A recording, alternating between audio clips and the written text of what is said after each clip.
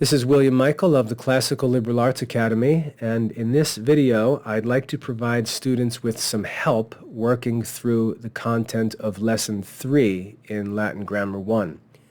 In Lesson 3 we study Articles 4 and 5 in Gildersleeve's Latin, and you can see here on the screen that the topic of this lesson is diphthongs. So we're going to study Articles 4 and 5 in Lesson 3. Topic is diphthongs. Now, before you get into Articles 4 and 5, you need to make sure that you have thoroughly learned the content of Articles 1, 2, and 3. So there's no use trying to rush on into Article 4 here because it's going to build on our knowledge of Latin vowels. So if you're still not comfortable with the Latin vowels, take more time to work on Lesson 2, sorry. And then when you've got the vowels thoroughly understood, then you'll be able to easily move into the study of this lesson on diphthongs. So let's go ahead and get started with Article 4. Not a very complicated lesson, but we'll still take some practice to make sure you hear these sounds correctly and pronounce them correctly. So what is a diphthong, first of all? Article 4 says, there are but few diphthongs or double sounds in Latin. So diphthongs, what this word literally means is double sounds. The Greek word di means two, and phthongoi in Greek means sounds. So diphthongoi means double sounds. What exactly does that mean? Well, as you can see down here, these are pairs of Latin vowels. So the diphthong or double sound is a pair of vowels that are together in a word. And you can see a list of them here. Now what's important about these pairs of vowels is that they're actually diphthongs. They're special pairs of vowels.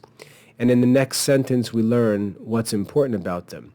The theory of a diphthong requires that both elements or both vowel sounds be heard in a slur. That is, both sounds should be pronounced together as one syllable. That's what's important about these diphthongs.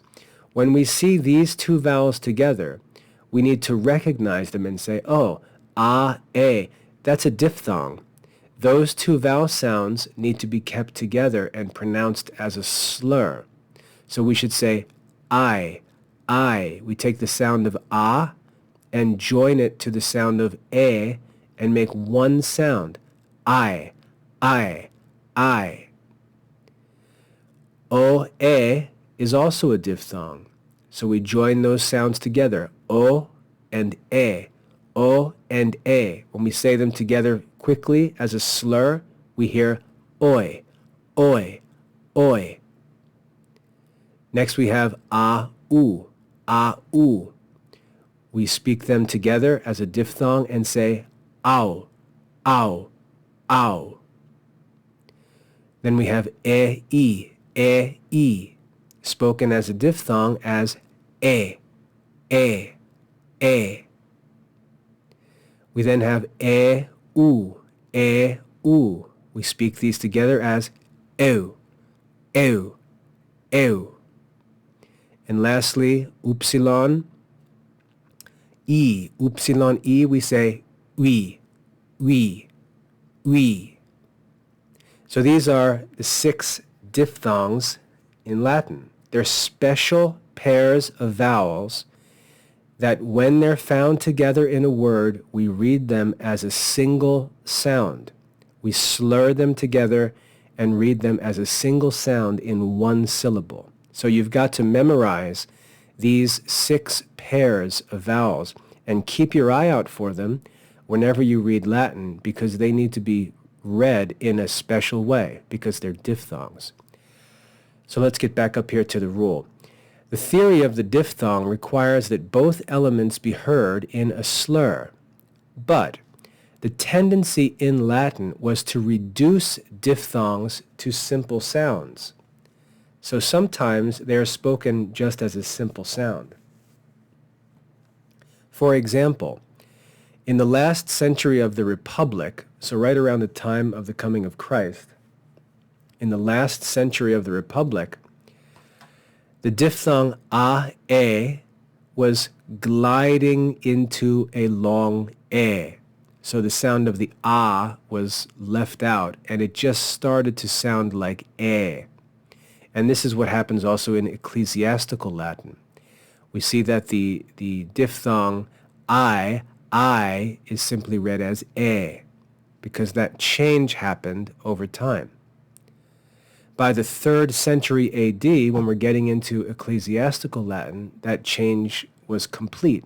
And so that's why we will hear different sounds when we listen to someone read in classical Latin pronunciation and when we hear someone read in ecclesiastical pronunciation. Let's say we hear someone singing a hymn or reading a prayer at church. It'll sound different from classical Latin because historically, over time, the sounds simplified. Things started to be blended, extra sounds started to be dropped, and it became more comfortable to speak. So that's the difference between classical pronunciation and ecclesiastical pronunciation. Now, when the sounds change, it affects spelling.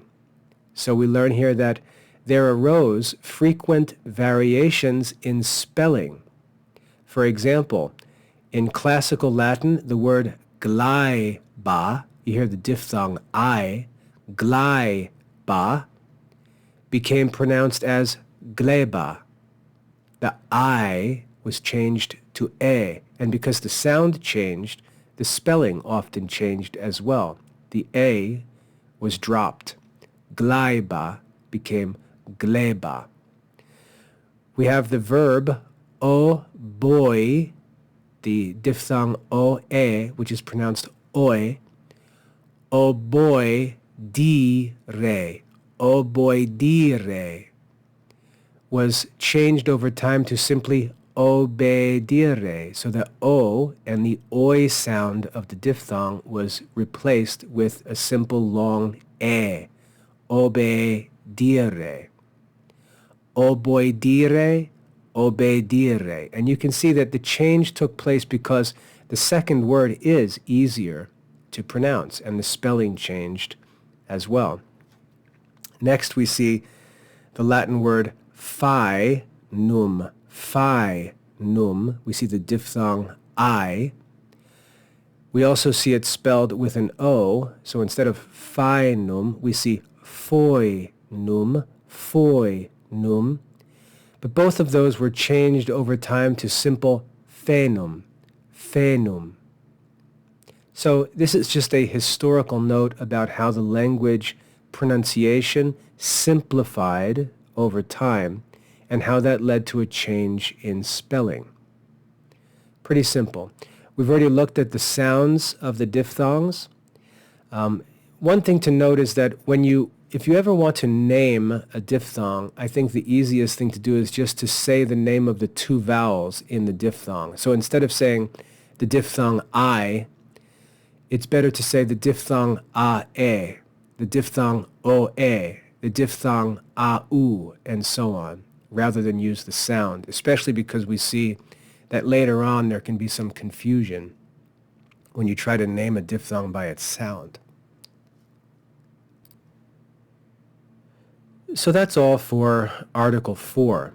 You should know what diphthongs are. You should know what the diphthongs are in Latin, the 6 pairs of vowels that need to be read together, and also this historical note about how the sounds of these diphthongs changed over time. Pretty simple lesson. Lastly here in Lesson 3, we have a note, or another Article 5, where we learn about the diairesis. You see this name here? Notice the diphthong here. The two letters are actually written in English blended together. So diairesis or diairesis, which in Greek means separation.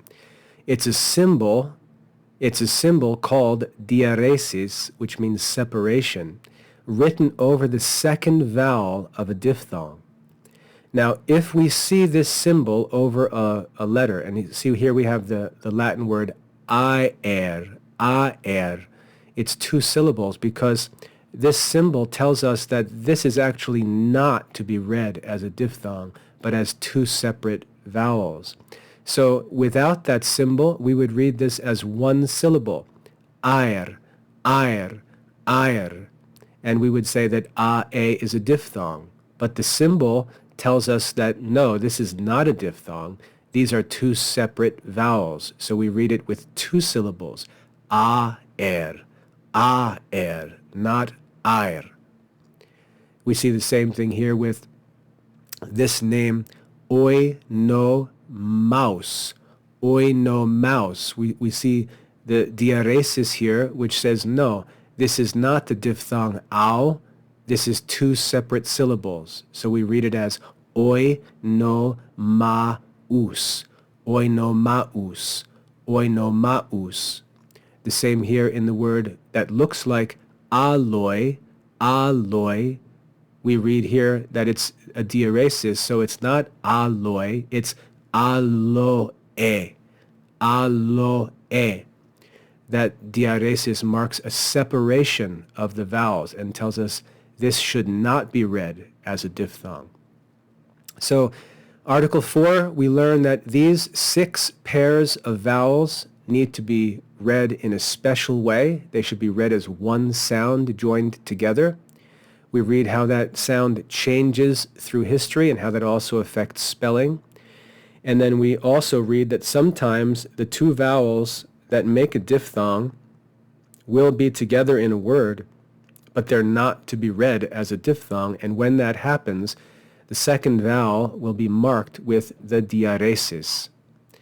So that's all for Articles 4 and 5, and that's all for Lesson 3 in Latin Grammar 1. It's time for you to study this lesson on your own and master the content, and then to complete the lesson assessments. And if you have any questions before you submit your assessment, if there's anything in here that you're uncertain about, that's not clear, that you'd like to understand a little better, just post your questions in the support forum on the course page, and I'll help you get those answers. But that's all for Lesson 3. Now it's your turn to study and master this content for yourself. And remember to always practice perfect pronunciation, because it will help you to read better, will also help you to understand the rules that we'll learn in the future, and will help you to spell well in Latin. I hope that's helpful. God bless your studies.